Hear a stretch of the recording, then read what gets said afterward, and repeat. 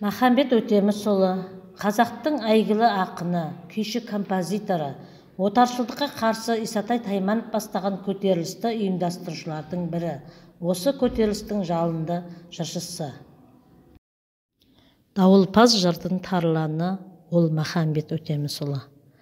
Махамбет Өтемісұлының Исатай Тайманұлына арнап жазылған «Исатай деген ағам бар, мінгені Исатайдың ақтабан-ай, есіл ер, Тайманның ұлы Исатай, мінкен ер Исатай» сөзі, тарланым өлеңдері бар. Махамбеттің жыр жебесі ол домбыра. Мынадай күйлерімен таныс болыңыздар. Жұмыр қылыш, қайран нарын, жауға шапқан, Исатайдың ақтабан-ай, қиыл қырғыны және жайық ақсу, өкініш, шілтелі терезе, жорық күйі. Махамбет өнегесімен, оның асыл мұрасымен таныс болыңыздар.